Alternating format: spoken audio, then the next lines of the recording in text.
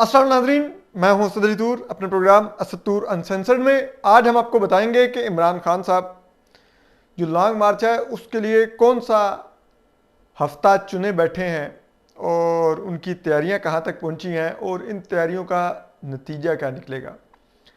इसके अलावा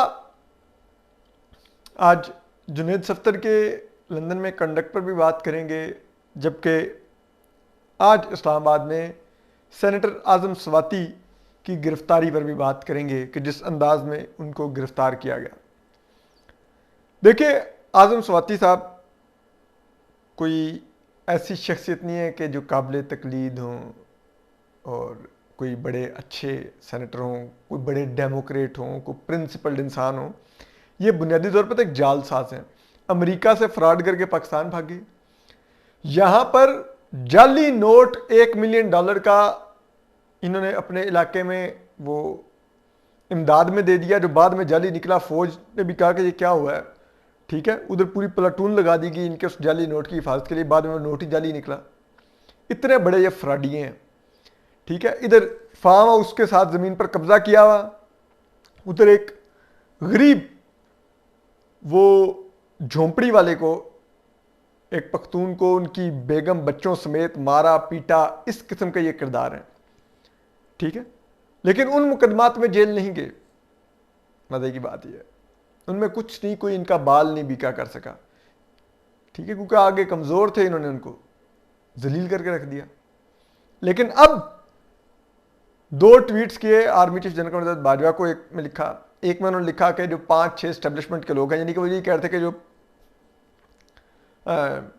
लोग इस वक्त आर्मी चीफ की रेस में हैं, शायद वो इमरान खान के लिए उन इल्ज़ाम वो लगा रहे थे कि मसाइल पैदा कर रहे हैं। और इसी तरह उन्होंने ये भी लिखा कि ये आर्मी चीफ जनरल बाजवा के बारे में कि नाबिया आपने सब कुछ करवाया है। इस किस्म के उन्होंने 2 ट्वीट्स किए हैं, कल की दिन में उन्होंने किए ट्वीट्स। उसके बाद आज सुबह FIA ने कल रात को उन पर FIR काटी कि वो फौज पाकिस्तान में बगावत की कोशिश करवा रहे हैं, और उन्होंने उनको गिरफ्तार कर लिया उनके घर से। और बकौल आज़म स्वाति साहब के उनको उनके कपड़े उतार कर उन पर तशद्दुद भी किया गया। लेकिन देखिए, अब बात यह है कि हमने पहले कहा कि हम तो आज़म स्वाति साहब को किसी सूरत में पसंद नहीं करते जो उनका किरदार है। लेकिन क्या हो गया अगर उन्होंने 2 ट्वीट्स कर दिए? वो जैसे भी हैं, वो इस मुल्क के एक इलेक्टेड रिप्रेजेंटेटिव हैं, एक सेनेटर हैं।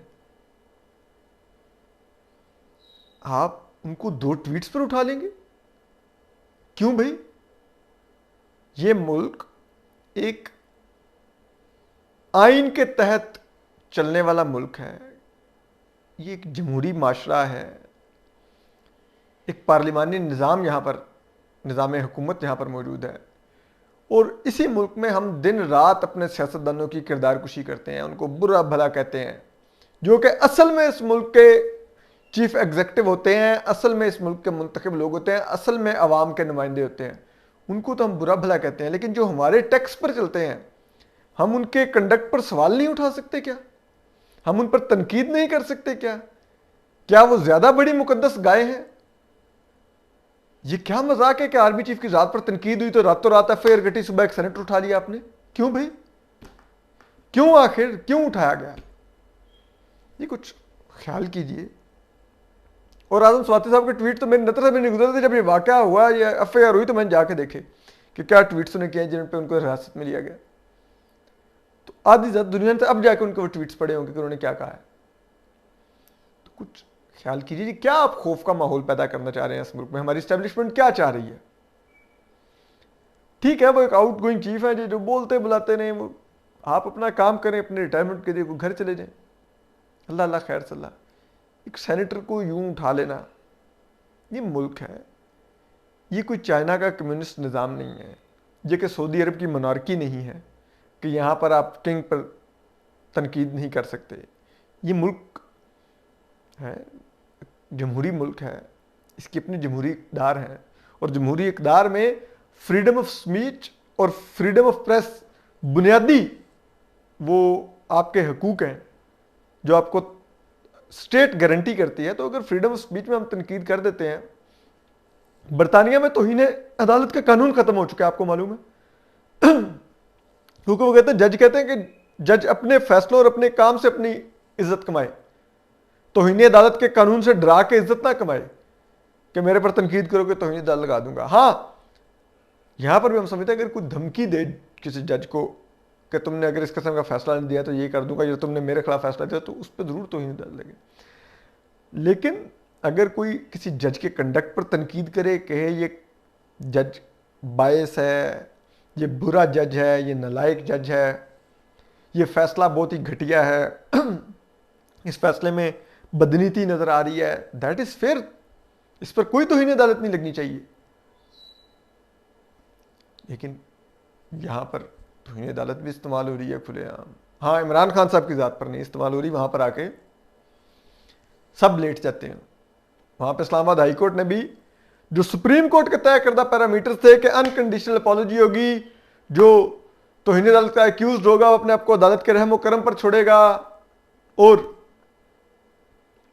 پھر وہ اس کا جو کنڈکٹ ہوگا وہ بتائے گا کہ اس نے سزا کے خوف سے معافی نہیں مانگی بلکہ وہ دل سے سمجھتا ہے کہ اس نے غلط کیا اور معافی مانگ رہا ہے، تو پھر آپ اس کو معاف کریں گے۔ لیکن یہاں پہ ان میں سے ایک چیز نہیں کی اسلام آباد ہائی کورٹ نے، میں عمران خان صاحب نے، اسلام آباد ہائی کورٹ نے کہا جائیے خان صاحب جائیے موج کیجئے، اور اب پھر چیف جسٹس عطا من اللہ ایلیویٹ ہو گئے سپریم کورٹ بھی چلے جائیں گے۔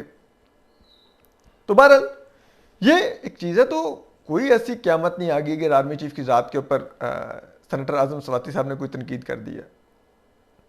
ہی از اے سینیٹر، گیو ہم رسپیکٹ، ان سے ڈس ایگری کریں، انہوں نے کوئی فائنینشیل معاملہ ان کا 2 نمبر ہے اس میں پکڑیں، وہ جو انہوں نے پختون فیملی پہ تشدد کرایا تھا جھومڑی والوں پہ، اس کیس میں ان کو جیل میں ڈالیں، لیکن یہ ٹویٹس پر مت جیل میں ڈالیں، یہ مت کیجیے، یہ کسی صورت میں ایکسیپٹیبل نہیں ہے، اور ہم اس کی مذمت کرتے ہیں اس گرفتاری کی جس انداز میں اعظم سواتی صاحب کو گرفتار کیا گیا ہے، اور اگر ان کو تشدد بھی کیا گیا، ان کے کپڑے اتارے گئے، یہ تو پھر جرم ہے، پھر تو ان لوگوں کے خلاف کارروائی ہونی چاہیے جنہوں نے یہ کیا ہے، اس کو کسی صورت میں معاف نہیں کرنا چاہیے۔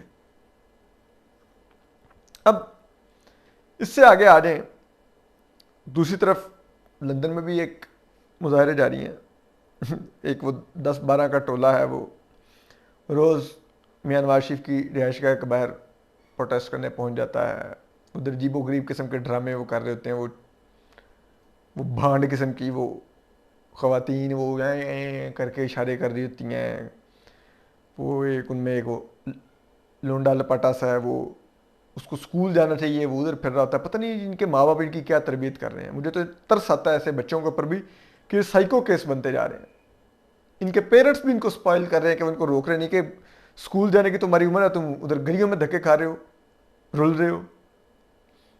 تو انہوں نے کل جنید صفدر کو روک لیا جو مریم نواز صاحبہ کے بیٹے ہیں، اور میاں نواز شریف جو پاکستان کے ایکس پرائم منسٹر نون لیگ کے تاحیات قائد ہیں، ان کے نواسے ہیں۔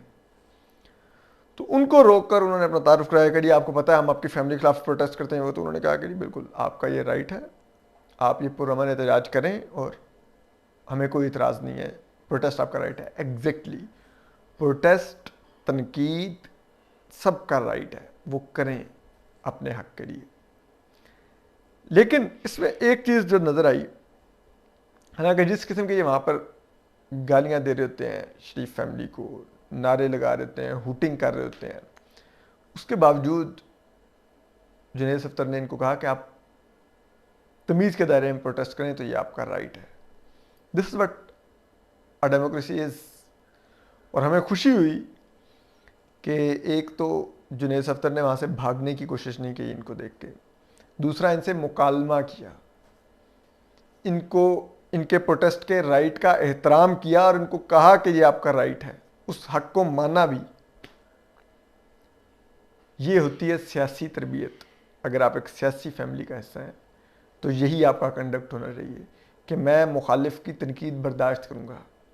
تو ہمیں خوشی ہوئی کیونکہ نوجوان ذرا جذباتی ہوتے ہیں، لیکن نوجوان ہوتے ہوئے اگر جنید صفدر میں یہ ان کی طبیعت میں یہ ٹھہراؤ ہے تو اس کو اپریشیٹ کیا جانا چاہیے، اور اس کا کریڈٹ ڈیفینیٹلی مریم نواز صاحبہ کو بھی جاتا ہے، کیپٹن صفدر صاحب کو بھی جاتا ہے، میاں نواز شریف صاحب کو بھی جاتا ہے کہ انہوں نے اس نوجوان کی اتنی اچھی تربیت کی ہے، اس کو ریز کیا ہے، اس کو جمہوری نارمز سکھائی ہیں، یہ ایک قابل تحسین عمل ہے، اور یہی عمل دوسرے سیاسی خاندانوں کو بھی اپنے بچوں میں کرنا چاہیے. لائک بلاول بھٹو، بختیار بھٹو صاحبہ، آصفہ بھٹو صاحبہ، ان کے کنڈکٹ میں بھی دیکھیں تو آپ کو ایک پولیٹیکل گریس نظر آتی ہے جو کہ عمران خان صاحب میں نہیں ہے، کہ یہ اپنے سیاسی مخالفین پر اٹیک کرتے ہوئے نیچ سے نیچ لیول پر گرتے ہیں. ان کی بیوی کی آڈیوز آ رہی ہیں، غداری سے جوڑو، غداری سے ارسلان.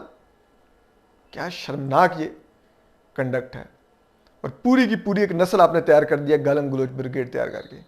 آپ ان کی اچھی تربیت کرتے، ان کو جمہوری ذہن دیتے، ان کو فاشسٹ کی بجائے ان کو سیاست سکھاتے، تو یقین کریں عمران خان سے بڑا اس ملک میں کسی کا کنٹریبیوشن ہوتا ہی نہ.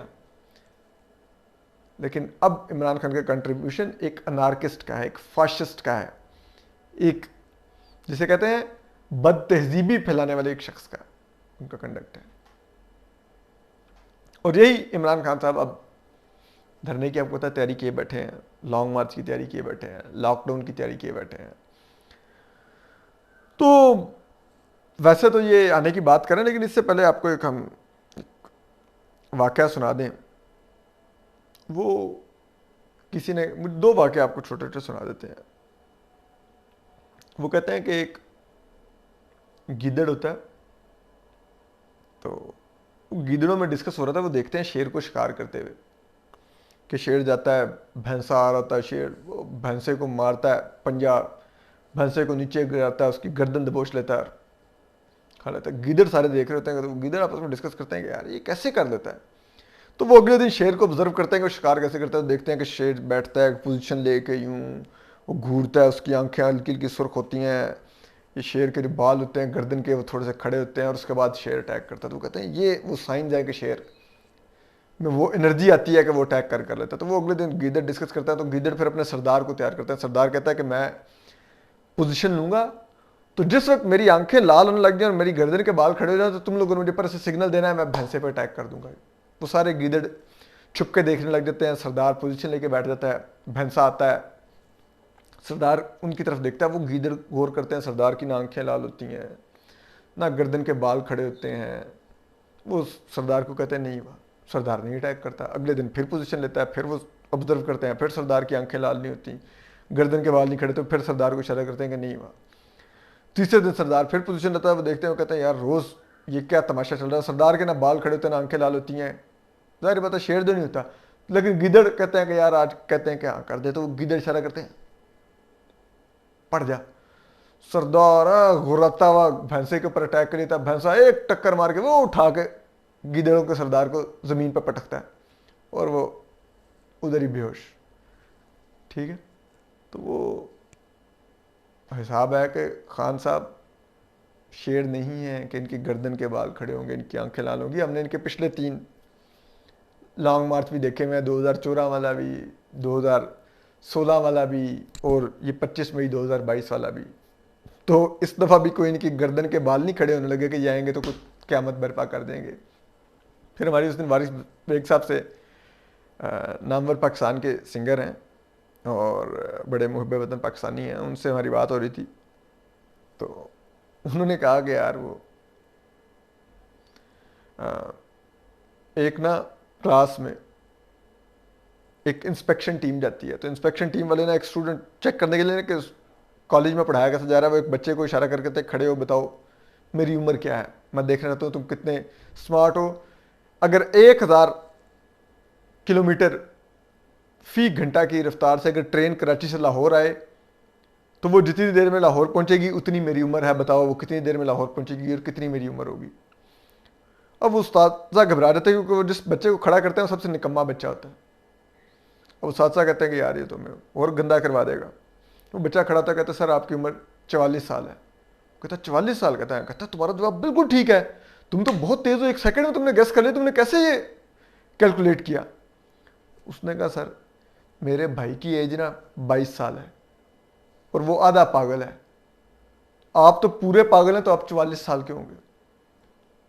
تو یہ حساب ہے کہ خان صاحب جسے کہتے ہیں نا پورے وہ جو جس قسم کی جا کے گورنمنٹ کالج یونیورسٹی میں تقریریں کر رہے ہیں ادھر ادھر، یہ خان صاحب کے حالات ہیں.